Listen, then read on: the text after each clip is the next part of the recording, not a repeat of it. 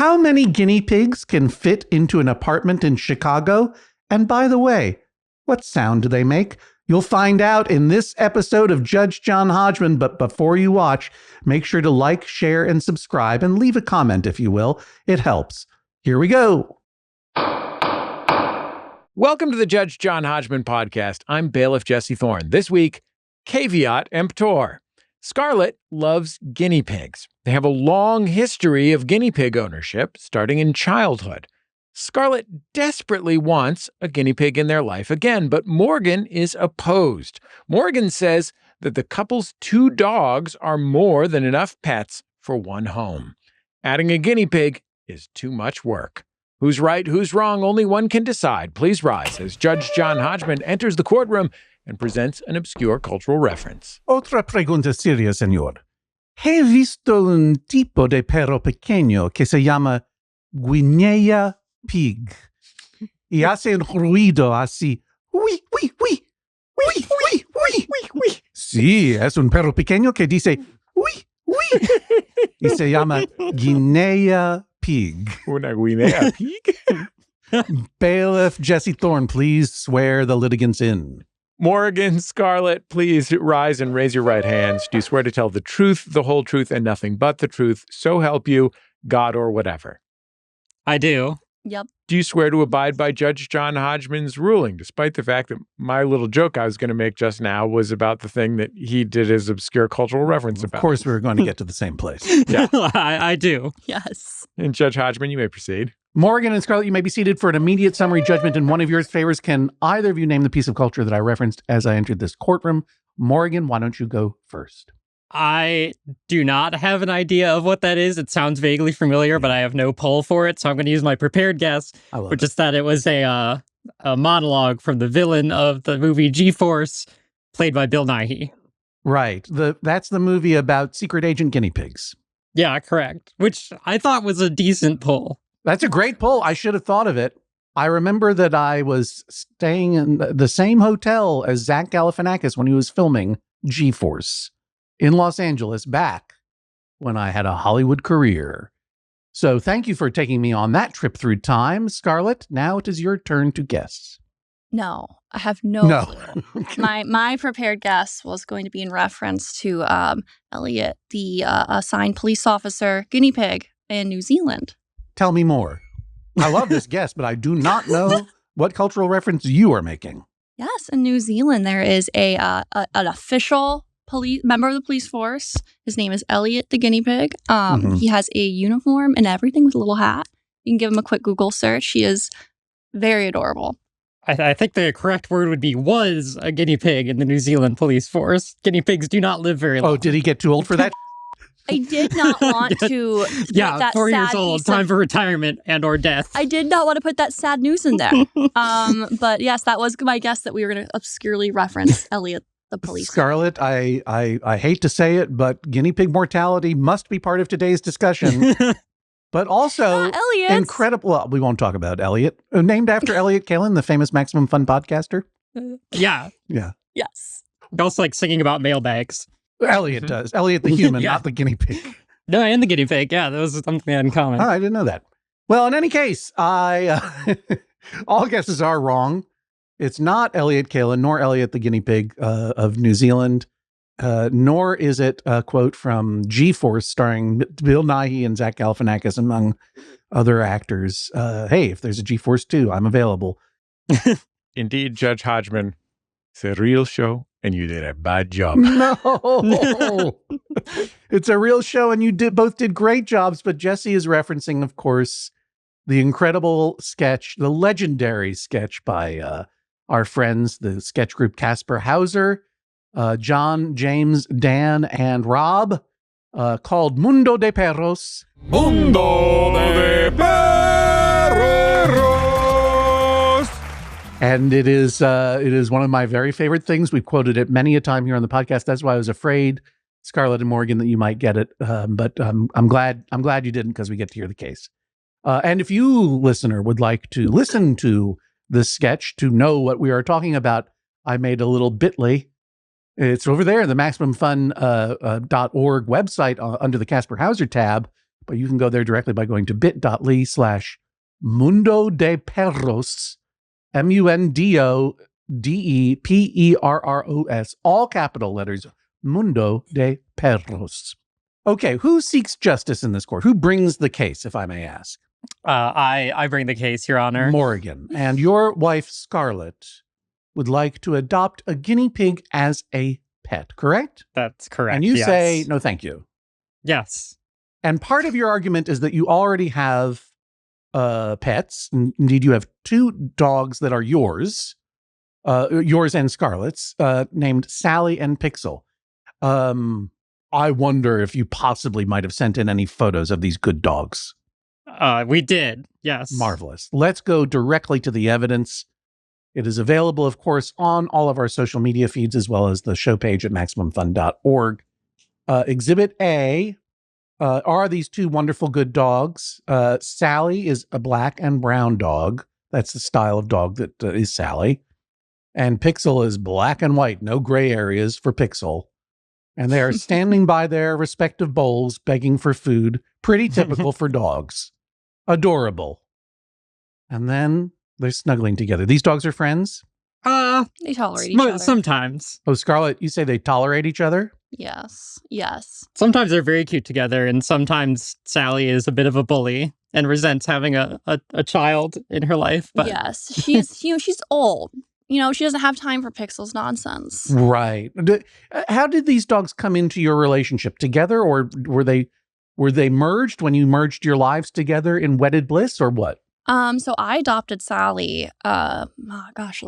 Had her for a while, and then when we moved in together to live in sin prior to getting married, we adopted Pixel shortly after together. So Pixel is the younger sibling in this fur baby array, but you adopted Pixel together. Mm-hmm. And Sally has had, Sally's life has been disrupted quite a bit by Pixel. Yes. And you want to disrupt Sally even more, Scarlett. I think she'd be quite a fan. Mm-hmm. By adopting prey animals into her life, yes. Yes, we'll talk about that in a moment. But so far, I have not seen dogs doing anything particularly weird. And I love a weird animal picture. And here we have Pixel in the shower. Jesse, can you see this picture of Pixel in the shower? What is the dog doing in the shower? Pixel doesn't seem very happy to be in the shower. Well, this doesn't appear to be, okay, so like to be clear, this doesn't appear to be a picture of you showering Pixel. Like I put my dog in the shower sometimes to wash my dog. Sure. Because you got to wash the dog sometimes. They're stinky. Sometimes you got to wash that stinky dog. My dog smells nice like popcorn. But but you got to wash the dog sometimes. This appears to be a dog hanging out in a shower. It's fully dressed. It has multiple bandanas on from what I can see. Yeah, so that was shortly after we adopted Pixel.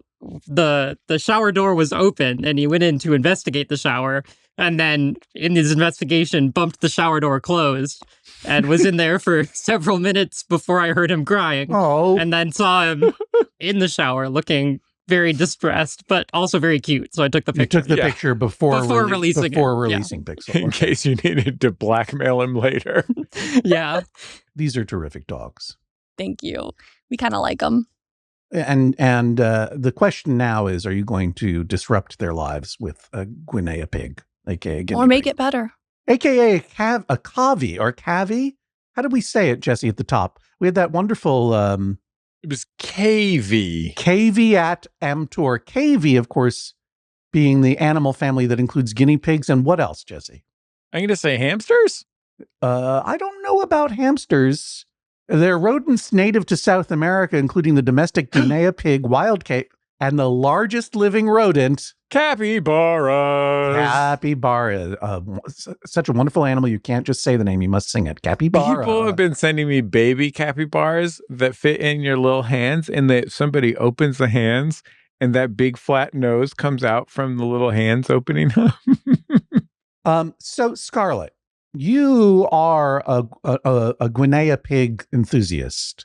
Yes. Going way, way, way back. You've had guinea pigs in your life in childhood, or what are we talking about? Oh gosh, yes. So starting in childhood, I did have a guinea pig. I got my first guinea pig. I can't remember the age, but I was really insistent on having one. So not only did I hustle my ass to the library and do all the guinea pig research I could, I then prepared a PowerPoint presentation to my family about the reasons why I was qualified to own a guinea pig. And shortly after that, I did get my guinea pig. What would be, I mean, I remember how I hate time and subtraction, but generally speaking, ballpark, what age would you have been when you probably put together 10. Okay, good. Probably 10, because I think I was really excited about being double digits. Right. And did you present a PowerPoint for us today? I did not, all right, actually. I think I've heard everything I need to in order to make my decision. I'm sorry. That's all right. I suppose I'll hear the case in any case. No, it's just to continue to build the background of, my guinea pig expertise. Guinea pig lore. Yeah, my guinea pig lore, as my wife calls it. I learned a lot about my wife in the preparation for this case. You're in a guinea pig 4-H club, which is bananas to me. Not just was I in a guinea pig 4-H club, I was vice president of said guinea pig 4-H club. An executive. I did lose the race for president to the daughter of the leader of the group. You lost nepotism. Nepo baby, 4-H Nepo baby in the guinea pig club?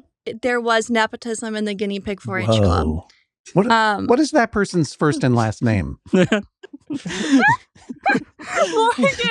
has to make an Excel list to keep up with my current value. I'm sorry.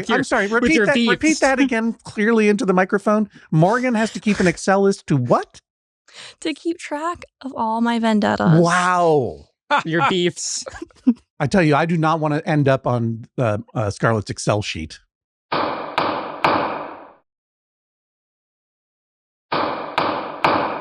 So how many guinea pigs will you say you've had in your life? Wait, I want to hear about the 4-H club. Hold on. Let's hear about the 4-H. What do you know about it? I mean, it was a 4-H club. Where did you grow up? All over. But the 4-H club was in Michigan specifically. Oh, well, that's guinea pig ranching territory. That's all the kids get involved in guinea pig raising there, right? I mean, I guess so, because it was a pretty fruitful club with a lot of us. And every week we met and we brought our guinea pigs where they socialized. They had a good time. We would make clothing for them. Wait.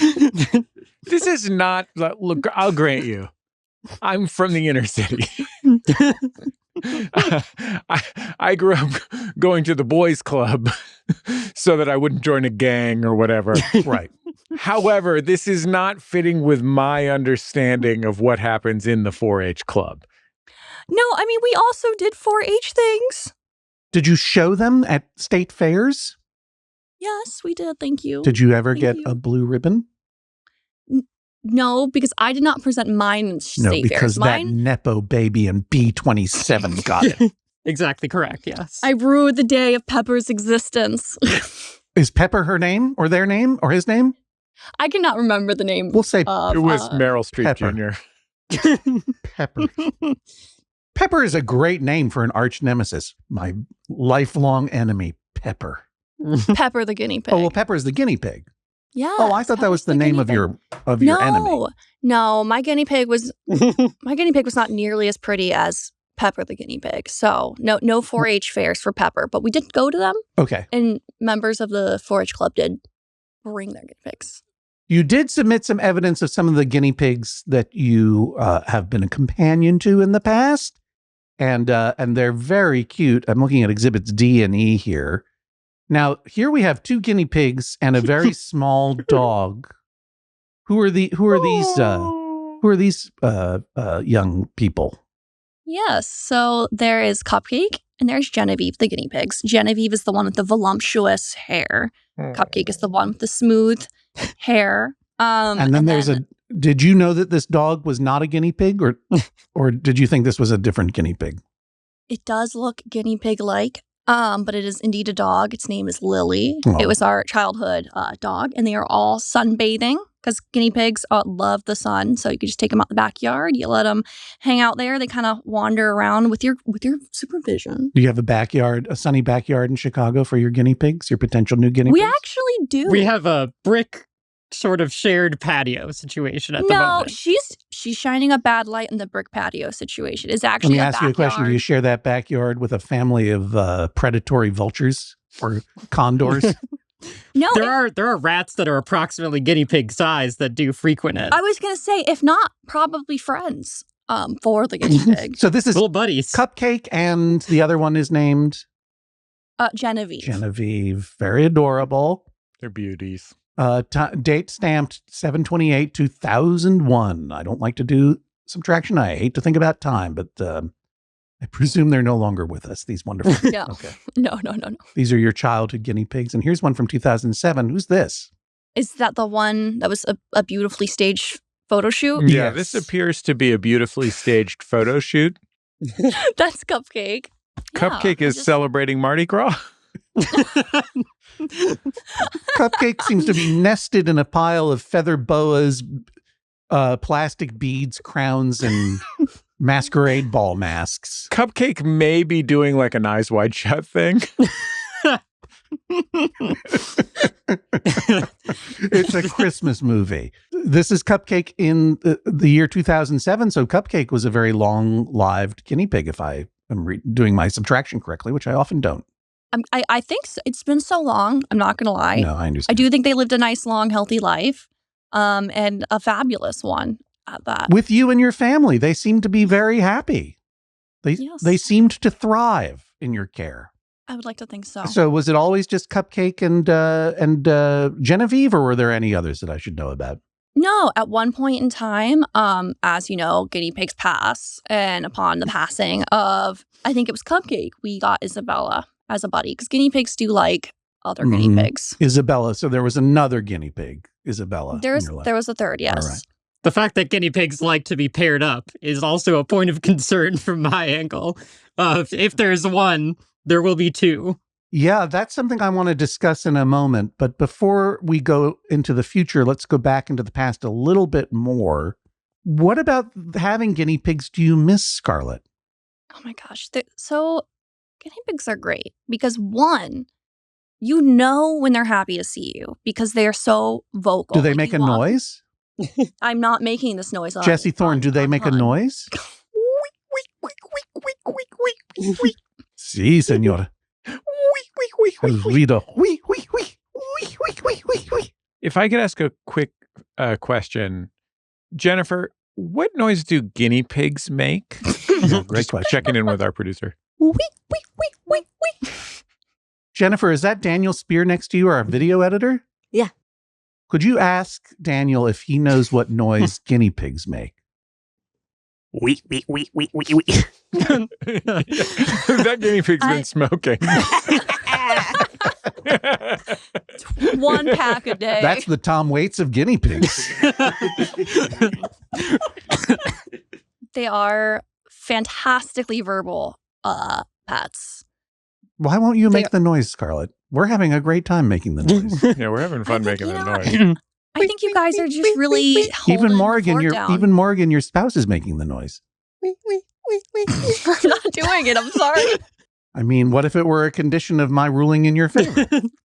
Yes, You must make the noise. but you must rule in my favor. So you miss their gregariousness. They talk to you when you come home. What else? Yeah. Unlike dogs, which don't pay any attention to you whatsoever. Famously Listen, quiet and chill. They listen when I have to pull up my my notes here because I did come with notes. Thank you. They work on your schedule. They are I can't remember the word for it, but they're not nocturnal and they're not like on Is our Are they diurnal? diurnal. crepuscular? Oh. They are diurnal, which means that, Diurnal. and they also They're daytime animals. Crepuscular. and they all stop looking at my notes. You were cheating. Not cheating. I'm trying to remember the word crepuscular. I love the just fact that Morgan and I both know the word crepuscular and love to say it. It's a good word. So they adapt to your schedule, and they are ready and happy to play at any time of day, but also happy to relax any time of day, which makes them an ideal pet because transparently, dogs, believe it or not, are a lot of high maintenance. So when you want to play with them, they most often just want you to walk them Or and if they want to play with you, then and you don't feel like it, then you have a problem. yes. And you can't just put them in a box in the back of the closet like you can a guinea pig. No. It's just that the playtime you can have with them is a lot more low key. It could be on kind of your terms, and the guinea pig is still very happy. I'm a self-described gleek, and one of my favorite pastimes and hobbies is rewatching episodes, early seasons, specifically of Glee and Degrassi on repeat. Oh, okay. So that would fit, a guinea pig would fit perfectly into my lifestyle of TV watching because they like just to be held for long periods of time. They like to be held? They do, and they just like to sit in your lap, and you can just pet them, and they just purr and squeak. What kind of squeak do they make actually? You can't get that out of me unless I win. Okay. Do you want to do the purr even? Nope. It says here at the guineapigalliance.com, guinea pigs are crepuscular creatures, meaning they're most active at dusk and dawn. They're awake for up to 20 hours a day, so your guinea pigs need constant food and water in their housing. They need toys to keep them entertained day and night, and also they make a noise. Wee, wee, wee, wee, wee, wee. That's what they posted on guineapigalliance.com, Jesse, during Guinea Pig Awareness Week, according to the internet. Do they have like a .wav file that you can play on there that gives you the noise? I just want to put on the record, if you do rule in my favor, my guinea pig noise would be more accurate than all 5 guinea pig noises. I would never compel you to make a noise if you do not feel like making a noise, and I apologize for even suggesting it. I'm just excited about Morrigan pronouncing the file type WAV as a .wav. Yeah, that was pretty wavy. That was wild. It was wild and wavy. Choice. I love it. I don't mind it. I don't mind it at all. It's a wav. Morrigan dances to the beat of her own drum. Yeah.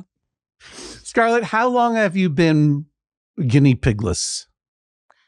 So I have been guinea pigless basically since I went to college, Right. which was, oh my God, like 13 years ago. I don't like Probably time. more. I don't like to talk about it or think about it. You're college educated. Good job for you. Did you major in gleecology?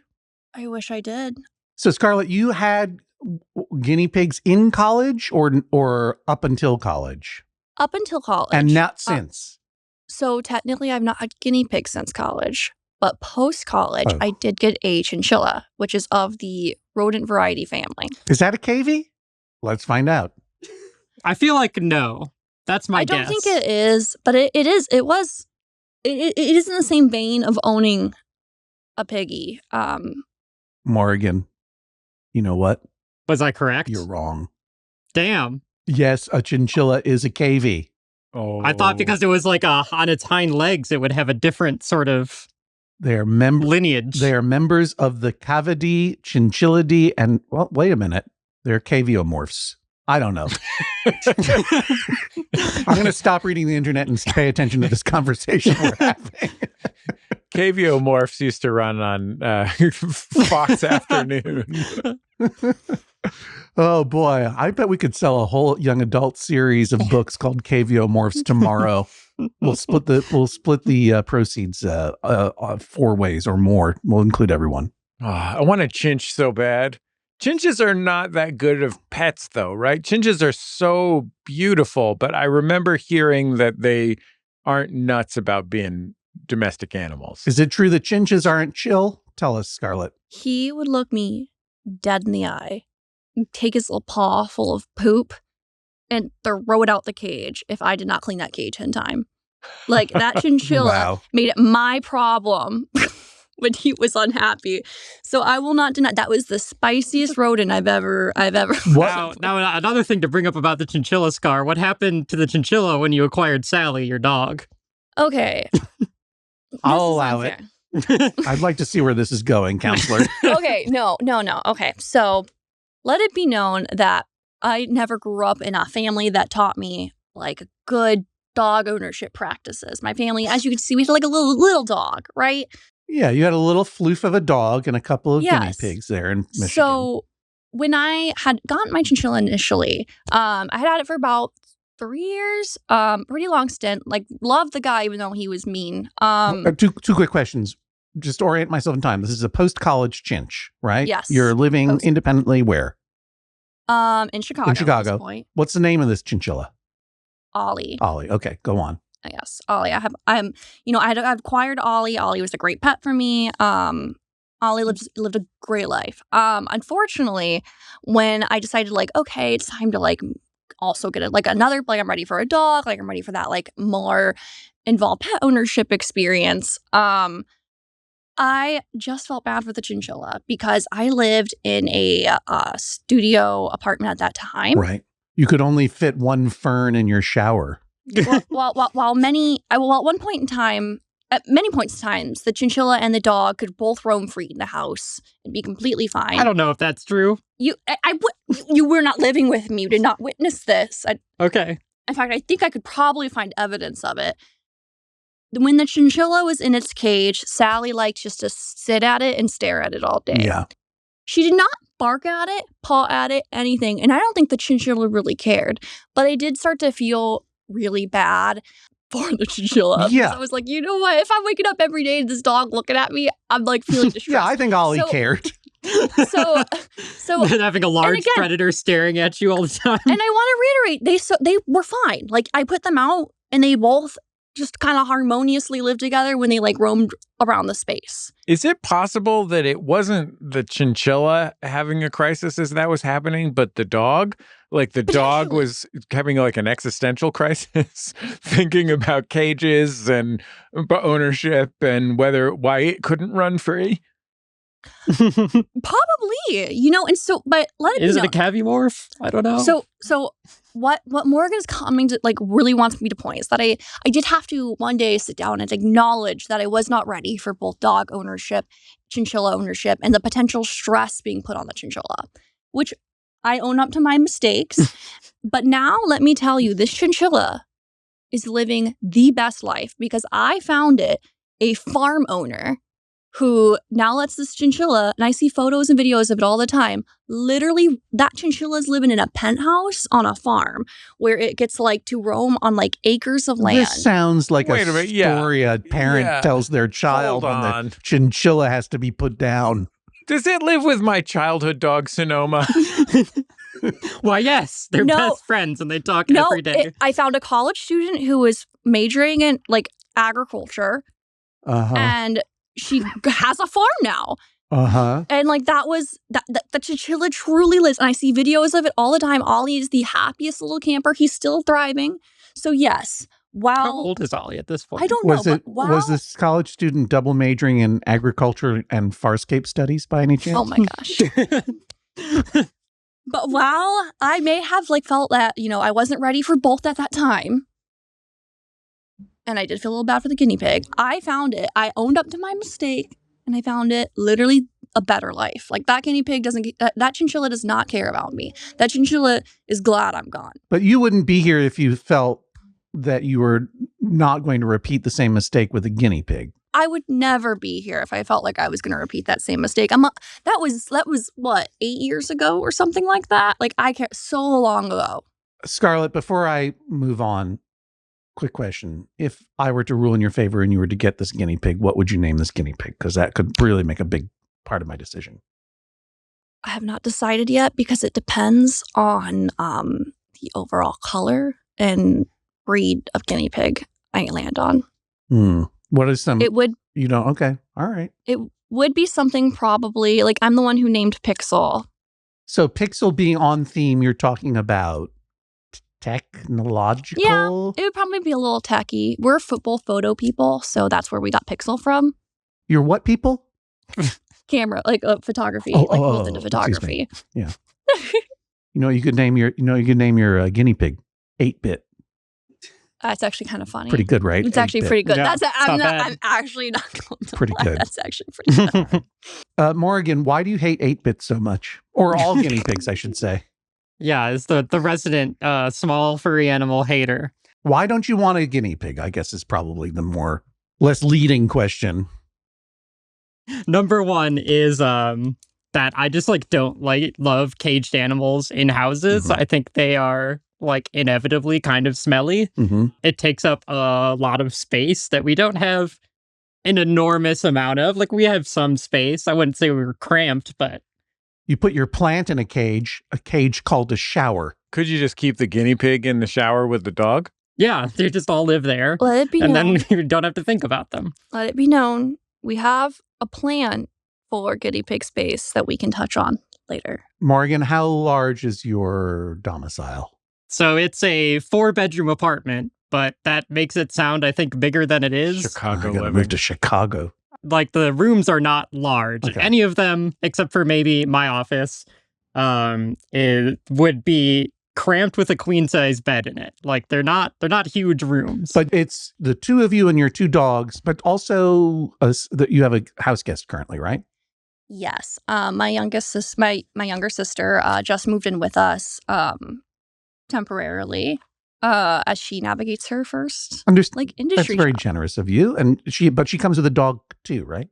Yes. Yes. Winston. It's a very cute beagle that we should have sent pictures We of. should have but- sent pictures. Forget it. of Winston. That dog is dead to me. I'm not interested in any sister dogs. His name is Winston. Oh, Pretty good. He's Take not it just back. he's not just a beagle, he's a mini beagle. We have room that could be used for that, but it could also be used for other things that are not a guinea pig cage, I'm sure. well, you have so many rooms. You have one that you haven't even decided what to use it for yet? Well, no, that's currently housing our house guest, my sister-in-law. Oh, okay. So But normally it's been a guest bedroom in the past. But got it. So, Scarlett, your suggestion is that when your sister eventually gets a place of her own and she and Winston move out, that the guest room then become a guinea pig salon. So while the request is post my sister moving, finding her own space, is the timeline of a guinea pig. I actually prefer to keep it in my office because one of those rooms, those 4 bedrooms, is my office. Right. I work from home and I wanted to keep it in that office space so I can be like in the room with the piggy. And that will more or less contain the stink that Morrigan is concerned about? That and the fact that my guinea pigs are all litter trained. Well, your potential guinea pigs. Your potential guinea pig. My previous ones are all litter trained. And I can notice do it again. we've already moved the post to plural guinea pigs, Your Honor. It's a It's a slippery, slope. Yeah. I was referring to my previous guinea pigs have all been litter trained. So the stink, in theory, is handled every day and scooped out cleanly. Who walks the dogs? Me, Your Honor. That would be Morrigan. Yes, Morrigan. Who feeds the dogs? We both do. Mostly me. Mm-hmm. Who takes the dogs to the veterinarian? That's both of us. Yeah. Though often, just because of my schedule, it ends up being me. You see So I'm the just more free narrative during that the day. Morrigan is trying to build here, Scarlett, that Morrigan does more of the pet care in the house so far. Is that true or false? True. It's true. You acknowledge that Morrigan... I am acknowledging that the agreement for our division of labor based on the amount of jobs I have, it makes more sense for you to be the default like caretaker for the dogs. But I jump anytime she's got a gig or she's out or she is sick, I'm right in there jumping on it. Morgan, are you happy with the pet care sharing arrangement that you have? I would like if Scar did a little bit more walking and taking the dogs out. And if I was not, essentially right now, like the situation is when I'm at home, I am doing all the dog stuff. And the only time I don't do all the dog stuff is if I'm at a job. So it sounds like you're not 100% happy. You would, right now, even without the addition of a new animal in the house, you wish that Scarlett, your wife, would maybe pick up the... Yeah, I would like if Scar had less of a, I'm happy to babysit my kids when my wife is away, kind of vibe to the dog, and a little bit more, I'm just going to take the dogs for a walk because I can, How do you feel about that, Scarlett?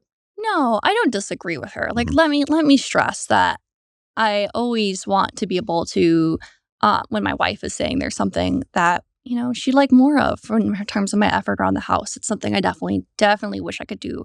I want to do more of. If you were to get a guinea pig, which one of you, with regard to the dogs, would be in charge of ensuring that the dogs don't eat this guinea pig for food?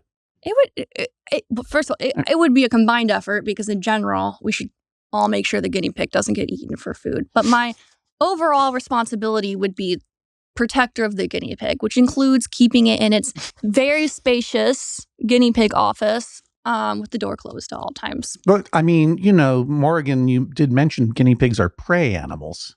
Yes. What do you think about having a prey animal for a pet? I mean, I have no problem with it in general. It's more of just the dynamic of Pixel and Sally both have a pretty high prey drive. Like I mentioned previously, we have rats because we're in Chicago. Right. And sometimes they'll be in the back sort of enclosed area we have. In the patio? Yeah, in our little shared sort of courtyard area.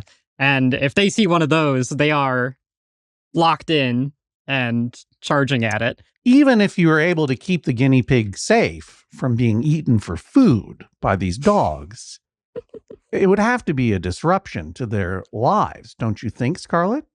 I believe that the guinea pig would be so far into the room, because where I'm visioning putting its nice pimped out cage is far enough in that back room that while the dogs would probably know it's there, unless I'm out walking around with the guinea pig, it would be pretty hard for them to like truly put two and two together. Right. They're not smart dogs. We love them, but they're not smart.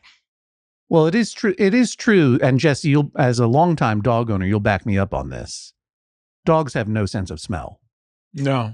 Right. They're the only way that they know, and they also have no sense of object permanence. The only way that they would know that there is an animal is if you show it to them right in front of their dumb eyes. They would definitely smell it, but I'm telling you, like, it would become like a Wilfred situation where they like, they like know the dog is there, but they like, the guinea pig is there, but they're like, we can't hear it and we smell it, but like we've never seen it. And I think they might maybe just like roll like, I don't know. Are you talking about the Elijah Wood TV show? If it became a Wilfred situation, I mean, on the plus side, you would have those beautiful, soulful eyes of Elijah Wood. God, a couple of times I met Elijah Wood in person because he's come on Bullseye. He's the loveliest man in the world, just the nicest, brightest guy. But you're just sitting there and you're like, oh my God, look at those eyes. You're just like you're just drawn into his eyes. It's unbelievable. Fall into those limpid pools.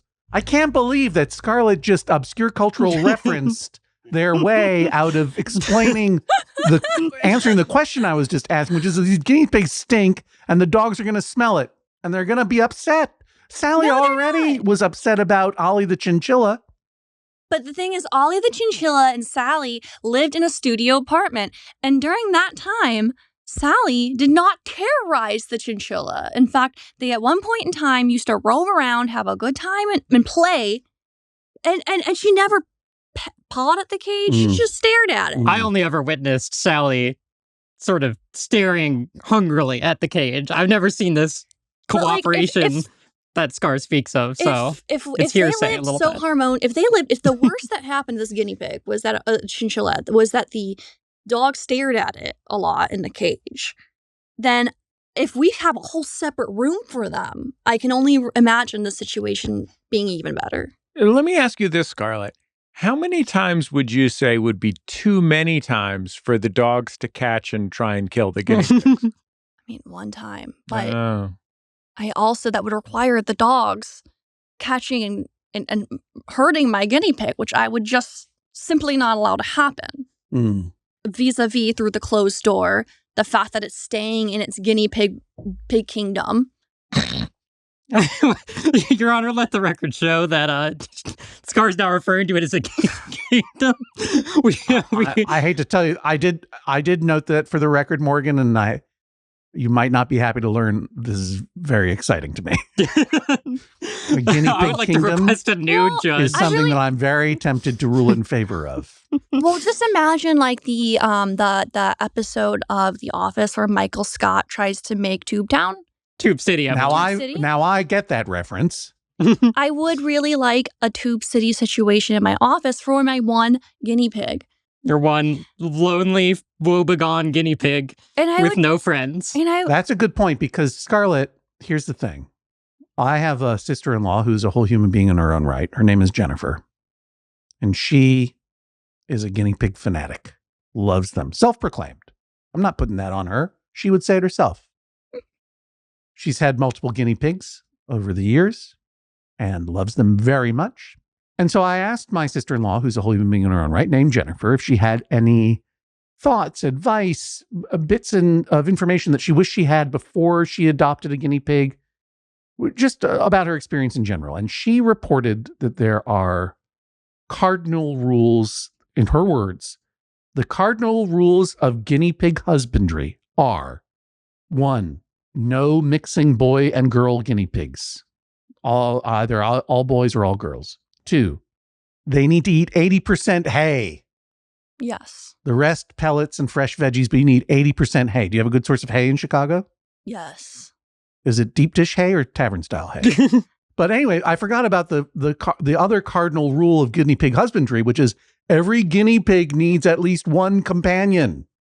I am not against a companion. You aren't? I'm sorry. Oh, okay. Phew. I think that's what Morrigan was most concerned about. They would only get one guinea pig instead of 2 or 3. But I have to respect and appreciate that my wife is scared of more than one guinea pig. I'm not scared of more than one. Whoa, here we go. Nerve touched. It's not a fear. It's an acknowledgement that if it's sort of a give a mouse a cookie situation. It's not like if you get one guinea pig, you're going to need another. But you've already upped it to 2 very sneakily there, Scarlett. I do not need to. I would love to. But the guinea pig needs 2. The guinea pig needs 2. I would feel bad. Even Morrigan acknowledges that.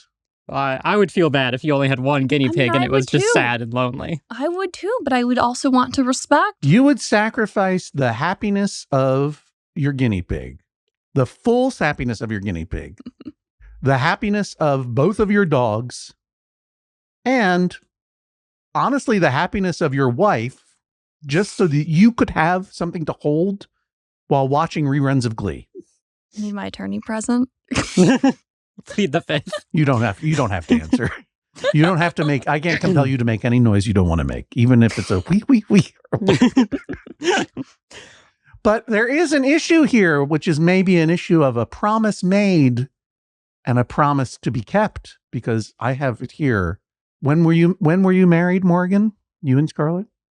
That was a year and a month and a bit ago. So December 3rd, 2020. Oh, happy anniversary. 4, yeah. 2023. Just kidding. It's one of those years. I don't know. What is time? I don't like time. I don't like subtraction. But which year is it? Which 2023. Which anniversary is it? The first or the second? We just passed our first, yeah. Right, which is the rodent anniversary. And I have it here on authority. It says here that just before you got married, Morgan suggested that you maybe consider getting a guinea pig. It says here in your vows, Morrigan, that you promised to buy Scarlett a guinea pig. Is that not true? That is incorrect. But was a promise made or a suggestion or? There was at some point in, some conversation or another, a mention that maybe we could consider guinea pigs at some point in the future, but not now. Disagree. Which was in no way a promise that there would be a future guinea pig. Scarlett, it looks like you are looking at your phone trying to find some evidence you'd like to present. No, I haven't. It's the wiretap you had on our conversation. So I do keep guinea pig I do send my wife guinea pig propaganda. It's a lot of TikToks of guinea pigs. And texts and photos when I go to the pet stores and I see guinea pigs. I can't hold up right now. But about a year away from the wedding, I did finally send her a guinea pig photo. And I was like, this could be ours if you let me. And she said, we can't get a guinea pig until after the wedding. You can get one after the wedding. Wow. And she did say you can get one after the wedding. I know it was the word can. Can as in it is possible to do so, not as in I allow it. But you agree that the statement we can get a guinea pig after the wedding does sound a lot like Scarlett. Also, after the wedding includes all of linear time. So It's true, but it does sound, Morrigan, like you were kicking this can down the road a little disingenuously. If you didn't want to have a guinea pig at all, that could be construed as a false hope. Correct. How do you feel learning, Scarlett, now that hope was false? It was a little rude. Like, do you think, Morrigan, that you could ever have a guinea pig? I think if we had more space, potentially, I just think right now, like, you having the guinea pig in your office would mean that the door would have to be closed all the time, which I think would make our dog sad, and it would make me sad because I couldn't see you during the day. You don't care about me during the workday. I do care about I have to pull her in. That's untrue. To talk to me. And then you groan and you pull off your headphones because you're listening to this podcast and I interrupted you. Well, never mind the fact, though, Scarlett, you're also working 9 to 5 and 5 to 9 or whatever. Like, you're out of the house for big chunks of time when that guinea pig would be a prisoner in its own castle in Guinea Pig Kingdom. It's important to note that, one, it is living it's going to be living in a great kingdom. But also, as I mentioned earlier, they play when you play. So they're available all time. So including the peak times I am available, they will be happy to play. And then, it's also important to know that guinea pigs love routines. If there's one thing you can look up about guinea pigs, is that they fall into routine very well. So if I were to say start my routine where I'm spending more time with my guinea pig at night and early in the morning, that guinea pig would happily adjust. Guinea pigs are awake for up to 20 hours a day. This means your guinea pig needs constant access to food and water, as well as safe hiding places and toys to keep them entertained day and night. How would you feel if I were to allow Scarlett to build the habitat, as you say, to see if they will eventually come Field of Dreams style? Yeah. Yeah. I mean, it would be probably a substantial expense, I imagine, to construct this guinea pig kingdom. With my own 5 to 9 money. Yeah. But have you talked about this possibility, say, with obviously Sally and Pixel have a vet, right? Yes, they do. Have you talked about, we're thinking about adopting a guinea pig? What do you think? How's that going to work with our particular dogs? Or does that vet treat guinea pigs? Or do you know a vet who does? I was going to say, I would have to you can take your guinea pig to a traditional vet like we would for Pixel or Sally, but I probably would take it to an exotic vet, and I have done some research, and there are a handful within our neighborhood. Got it. Morrigan, this has been going on in your relationship from the beginning. It sounds like 4 years, right? Yeah, it's been going along at least since we started living together. Okay. And how do you feel when Scarlett keeps bringing this up? Like a cruel monster or the only reasonable person on earth? Sometimes both. I feel like I have a very reasonable position that before guinea pigs happen, I would like more help with the dogs, and that I will probably end up at least sometimes cleaning the cage out of pure you just don't believe something will come up. Yeah, that Scarlett will be able to. If you could believe that Scarlett was going to be 100% responsible for the guinea pig, under edict from a podcast, for example, would that change your feeling about this or no? Well, I just think logistically, there will be times where, for whatever reason, Scar is unable to do it because, as mentioned before, they have a very busy schedule. And who knows, they might take a trip or something. I don't know what's in the future, but I will probably have to do something with this guinea pig. I don't know. I don't believe it would be a regular occurrence. But either way, it would mean that I definitely won't have more help with the dogs because there will be 8-bit priorities. Scarlett, I hear your passion for guinea pigs, and I feel it. And I have a question. Is there an option? Have you considered fostering a guinea pig with a rescue organization to see how it would fit into your life? Yeah, to find out if your dog would kill it.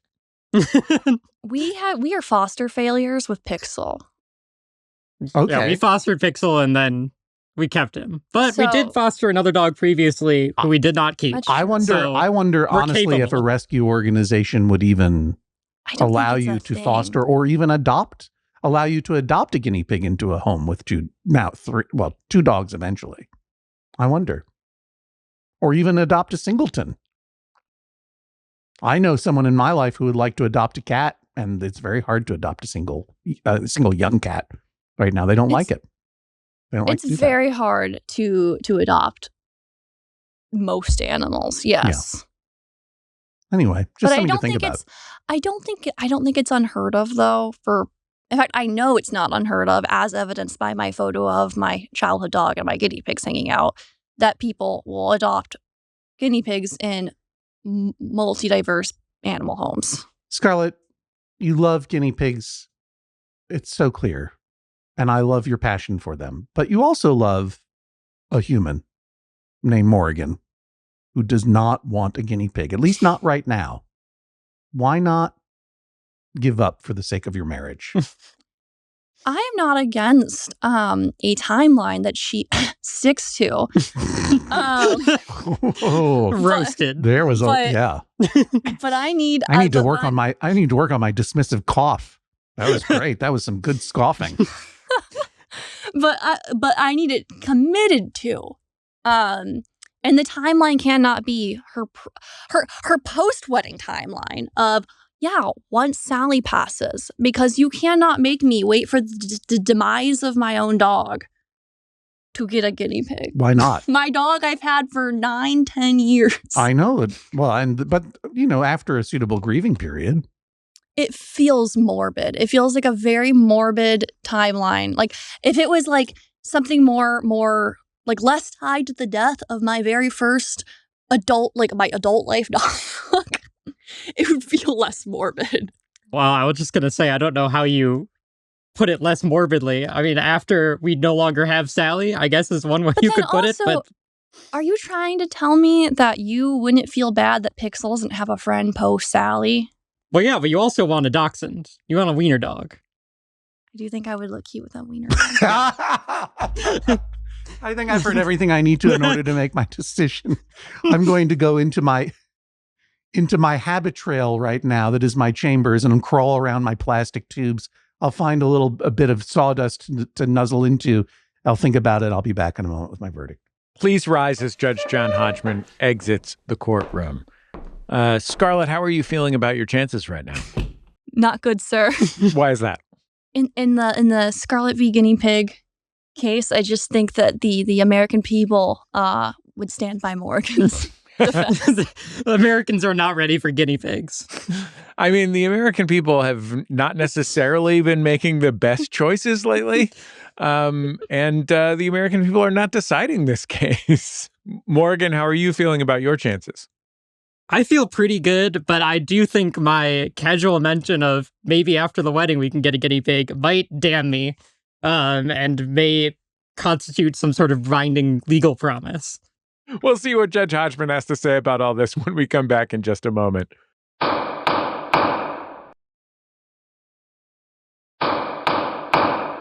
The final leg of the Judge John Hodgman tour is happening right this very moment as you listen to this. West Coast, you're on notice. That's right. Our first stop is the Hollywood Theater in the famous Hollywood district of Vancouver, British Columbia. That's right. If you can make it there, you can make it anywhere. We're returning to Canada for the first time in years, and thereafter continuing down the West Coast to Seattle, Washington, Portland, Oregon, San Francisco, California for the San Francisco Sketch Fest, and finally, our sold-out show in Los Angeles. Now, as we record this, some of those shows may be very close to selling out. The only way for you to find out is to go get tickets at MaximumFun.org/events. Don't delay. Join us on the West Coast, MaximumFun.org/events.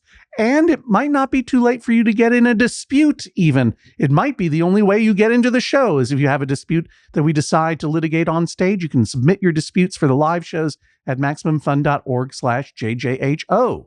That's MaximumFun.org/JJHO. We'll see you IRL on the Judge John Hodgman live tour. Let's get back to the case.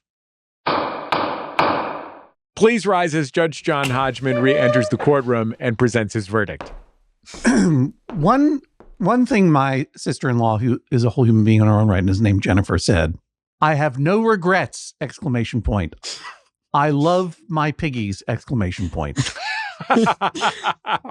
you sure this wasn't just Scarlett that you were texting? This was my sister-in-law, and I did not ask her if she had any regrets. This was in response to no question.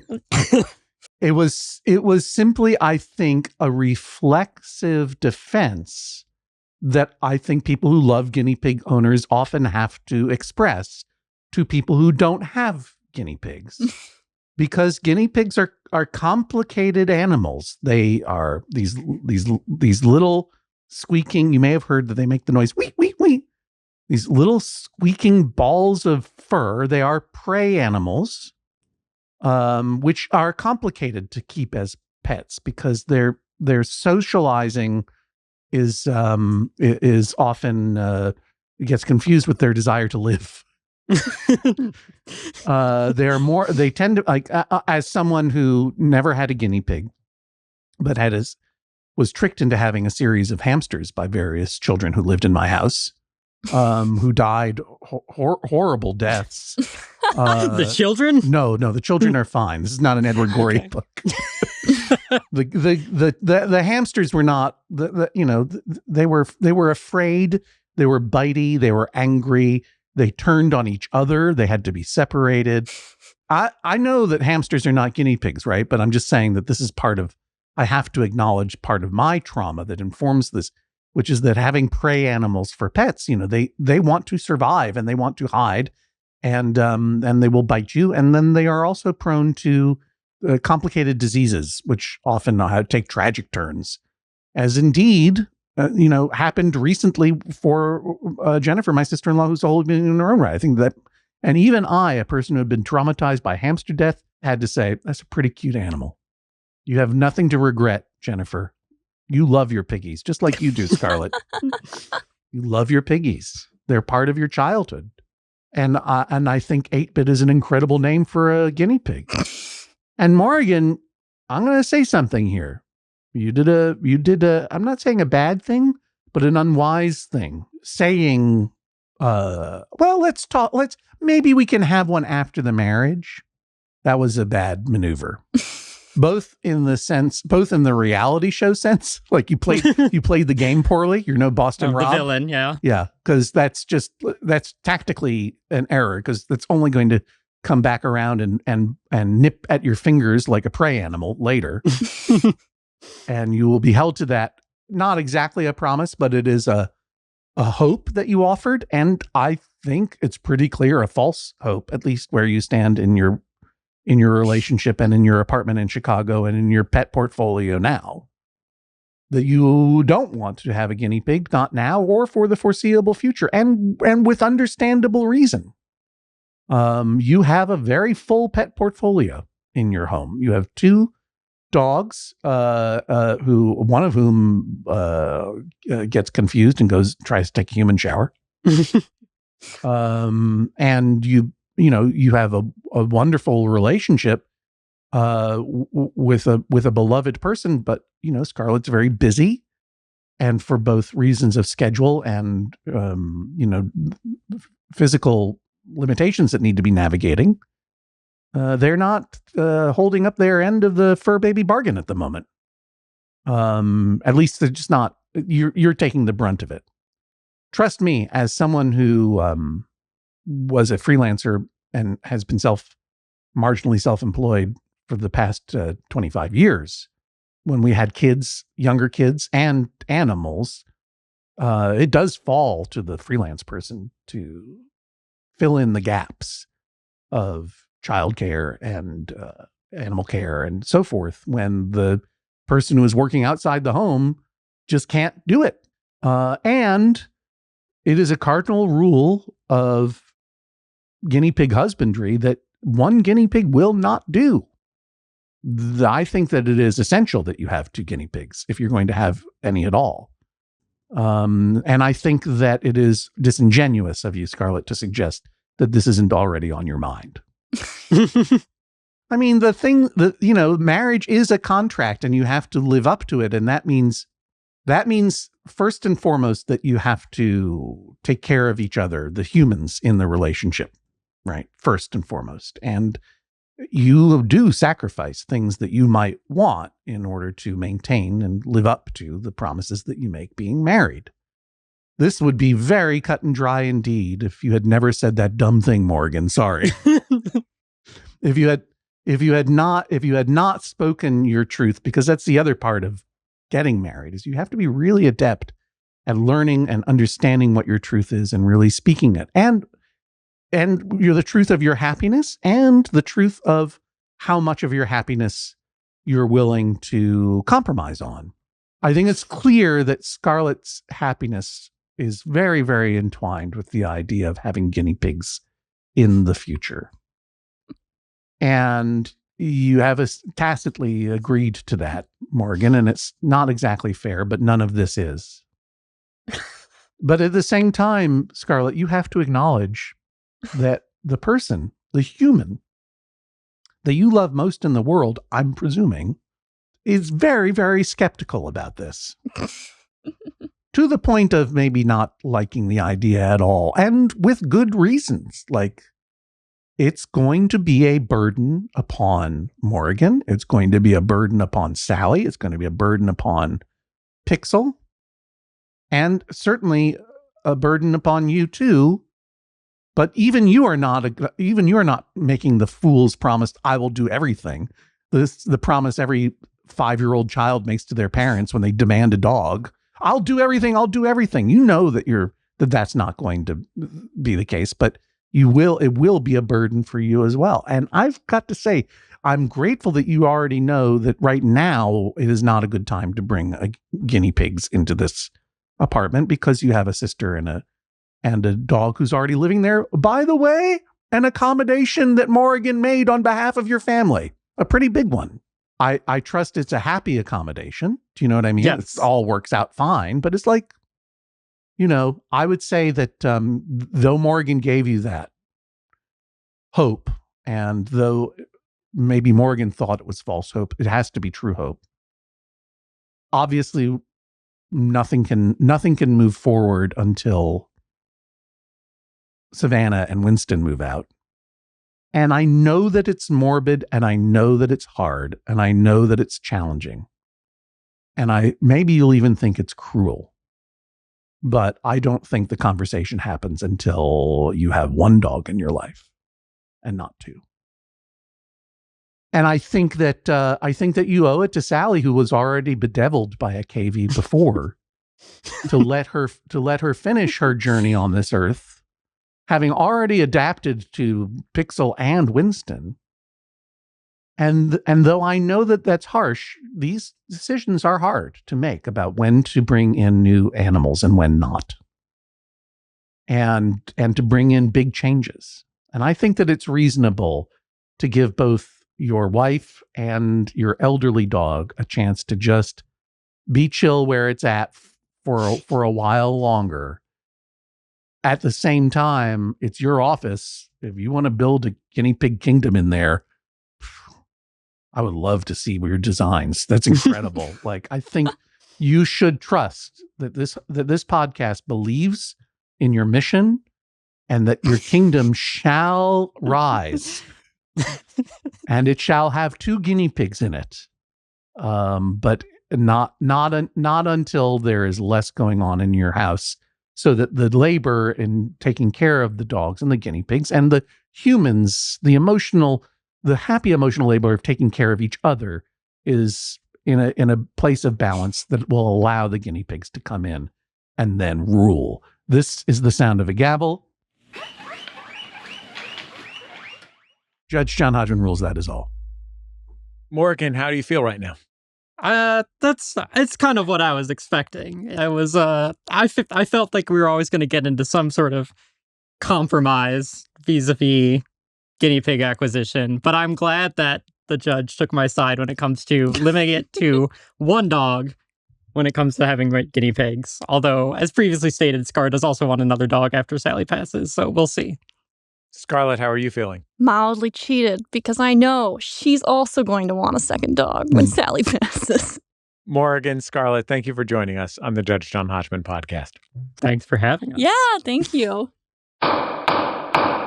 Another Judge John Hodgman case is in the books. This week's episode was named by Reddit user Ambitious Factor 715.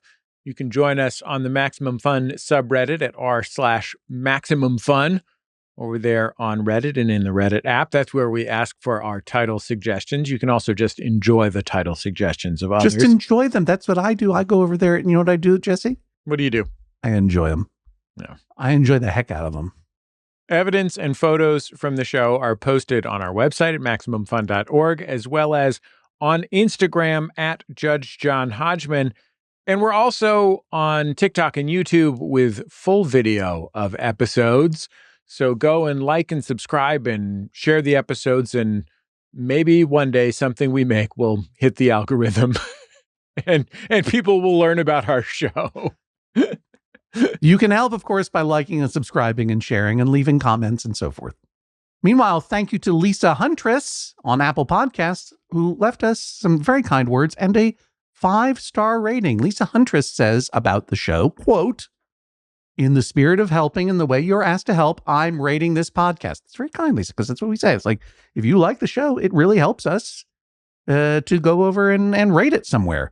So Lisa did so, and they say, "I just came out of a meditation retreat." Could all use more of that these days. "My heart is filled with gratitude for the wisdom that Judge John Hodgman and, I dare say, Bailiff Jesse Thorne has shared over the years. Thank you for your gentle and lighthearted presence." Thank you, Lisa Huntress. And indeed, everyone should try to practice a little bit of mindfulness. Take a few minutes out of your day to just breathe and concentrate, or not concentrate, on some quiet time. And then go ahead over to Apple Podcasts and rate and review us, if you please. Or go over to Pocket Casts and do the same thing. Or, as I say, if you're watching us on YouTube, you can leave a comment on the episode, like, share, subscribe. All of these things really do help other listeners, new listeners, discover the show, and we're very grateful. Judge John Hodgman was created by Jesse Thorne and John Hodgman. This episode was engineered by Colin Bollinger and Max Fabian at Tightrope Recording in Chicago, Illinois.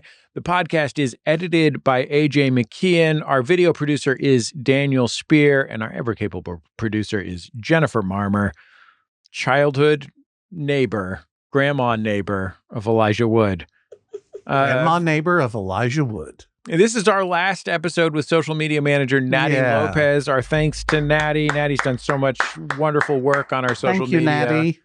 Over the last year. Thank you so much. We'll miss you. And a big welcome to our new social media manager, Dan Telfer. Welcome aboard, Dan. He's a very hilarious guy, very funny stand-up. If you've never seen his stand-up comedy, we're so excited to be working with him. Now, I just want to say thank you, Natty Lopez. You're wonderful, and you brought so much energy and verve to social media, and we're going to miss you a lot. And Dan, I love a lot too. And you're going to enjoy interacting with him on the social media. If you see Dan posting, make sure to tell him what your favorite dinosaur is. Chances are you're wrong. Now, Swift Justice, where we answer your small disputes with quick judgment. Meow_meow says, "It should be illegal for someone at work to chat hi and then not immediately follow up with their request. I'd like a ruling that one must say, 'Hi, please send me that report,' or whatever it is that they want, or just not say anything at all." Okay, Meow Meow, here's what I have to say. Hi. You're absolutely right. People should follow up. They should follow up their first sentences with second sentences, whether they're talking or chatting. You have to understand that when you start saying something, the other person is, if they're polite and gracious, is waiting for you to finish. You should be considerate of their time. Hey, that's a workplace beef, and we need more beeves from your workplace. Surely you've got some for us. Maybe your colleagues have fun lunch plans on your work from home day. Boo. Do you hate how your coworker folds sweaters on the sales floor? Are they doing it wrong? Does someone in your co-working space monopolize the best desk? Hey, do you work in the mornings in a lovely coffee shop in Brooklyn? How do you feel when someone comes and takes your chair and says, "We're holding this table for our party of 6 in a coffee shop"? It's not my chair, of course, nobody's chair. It's just they weren't sitting there yet, but they told me I couldn't sit there because they were waiting for a party of 6. This isn't a WeWork space. Yeah. And I said, okay. And then guess what? The other people never showed up and they left. Wow. Beeves. We're talking about workplace beeves, whether you work in an office, work in a coffee shop, or work at home. Send us all your workplace disputes at MaximumFun.org/JJHO. That's where we get all the disputes that you might have for us. And indeed, we need those disputes, don't we, Jesse? Indeed, on any subject. You can submit them at MaximumFun.org/JJHO. No beef is too big or too small for the Judge John Hodgman podcast. That's MaximumFun.org/JJHO. And we'll talk to you next time on Judge John Hodgman. Maximum Fun, a worker-owned network of artist-owned shows. supported directly by you.